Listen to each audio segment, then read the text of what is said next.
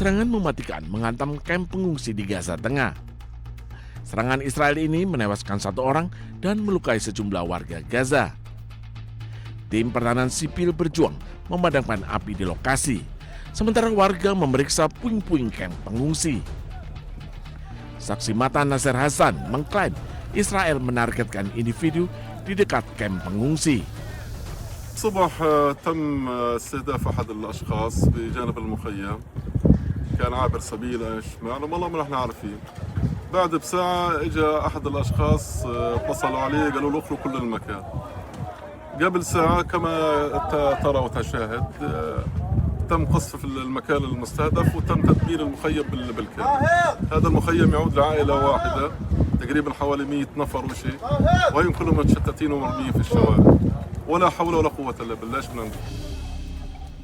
Serangan ini bukan pertama kalinya terjadi meski gencatan senjata telah tercapai. Namun Israel masih terus menyerang Gaza. Warga Gaza pun sudah terbiasa hadapi teror Israel. Bahkan mereka mengaku hatinya sudah mati.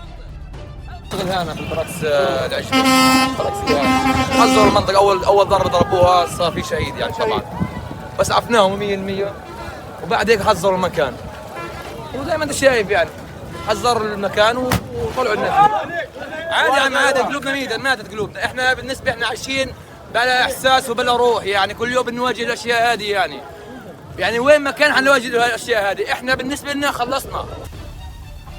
Media Palestina melaporkan bahwa serangan Israel di Azawaida dan kamp Nusairat di dekatnya menewaskan seorang anak dan melukai 7 lainnya.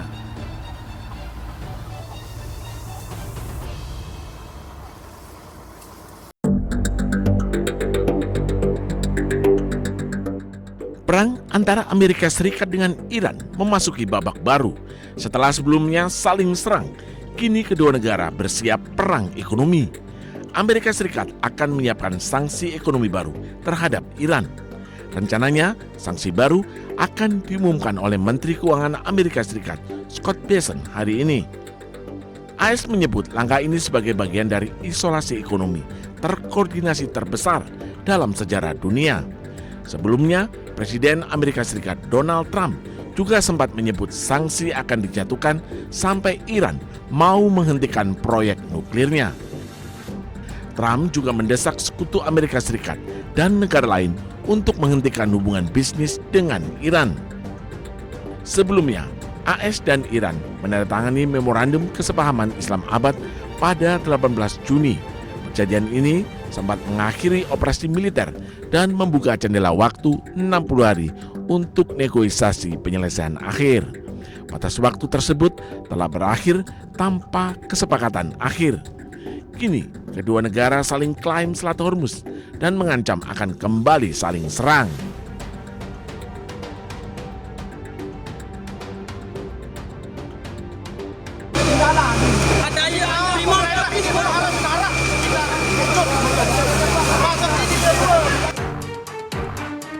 Penyebab kebakaran di Kampung Adat Sade, Desa Rambitan, Kecamatan Pujut, Kabupaten Lombok Tengah hingga kini belum bisa dipastikan. Aparat kepolisian telah lakukan olah TKP di salah satu rumah yang diduga menjadi titik api muncul. Namun polisi masih belum memastikan penyebab kebakaran dan masih menunggu hasil dari identifikasi. Hari ini langsung kita melaksanakan olah TKP, yaitu dari Polda gabung sama Polresta. Lagi sedang dilaksanakan tadi di atas. Akan kita polisikan di atas. Sudah ada hasil gitu? Untuk sementara belum ada. Kita menunggu. Dan juga kami juga minta permohonan bantuan dari lapor dari Bali. Nanti sudah kita minta ke Bali nanti untuk Untuk mempercepat hasil identifikasi, Polda NTB berkoordinasi dengan tim kepolisian dari Bali untuk memastikan penyebab pasti kebakaran terjadi di Dusun Sade ini. Dari Lombok Tengah, Emma Widiawati, iNews melaporkan.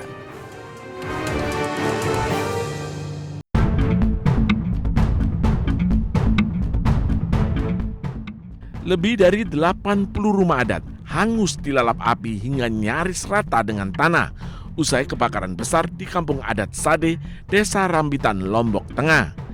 Di tengah puing, sejumlah warga mengais barang perabotan serta benda berharga yang masih bisa diselamatkan. Kebakaran ini berdampak pada ratusan kepala keluarga. Terpaksa mereka mengungsi ke rumah sanak keluarga. Dan 300 lebih pelaku wisata di kampung adat ini harus kehilangan mata pencahariannya. Sementara itu, posko darurat juga sudah dibangun untuk membantu logistik, kesehatan, dan juga pembuatan dapur umum. Petugas juga masih melakukan pendataan untuk memastikan jumlah pasti korban terdampak. Pak, korban jiwa nggak ada ya? Alhamdulillah nggak ada. Berarti ini semua yang ratusan rumah di sini hangus semua? Ya? Hangus semua. Nggak ada yang tersisa. Termasuk barang-barang? Barang-barang nggak ada yang tersisa. Kain-kain juga? Kain-kain itu habis semua. Ya. Nggak ada yang terselamatkan? Nggak ada. Jumlah rumah di sini berapa? 150 kan. Berapa kakaknya? 700 orang. 700 orang. Kebakaran besar melanda desa adat Sade, Lombok Tengah Sabtu malam lalu. Menurut warga, api pertama kali terlihat dari tengah-tengah permukiman, lalu dengan cepat merambat ke rumah lainnya.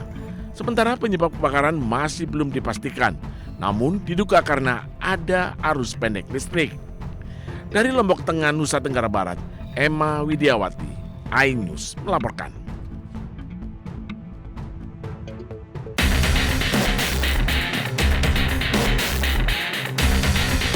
Seorang pria warga negara asing dan 2 perempuan melakukan aksi asusila di depan rumah warga di kawasan Batu Bolong, Badung, Bali.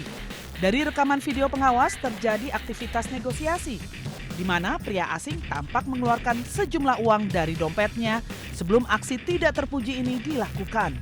Video ini diviralkan oleh pemilik rumah karena geram atas aksi tersebut dan ingin memberikan efek jera kepada para pelaku. Dan kami sudah koordinasi juga dengan Kasat Reskrim untuk membantu biar terungkap. Untuk full bucket juga sudah kami laksanakan, semoga cepat terungkap. Kami juga sudah koordinasi dengan pihak imigrasi untuk mengenal pelaku termasuk juga alamat pelaku. Saat ini polisi tengah melakukan identifikasi guna mengungkap identitas terduga pelaku dan menentukan langkah hukum.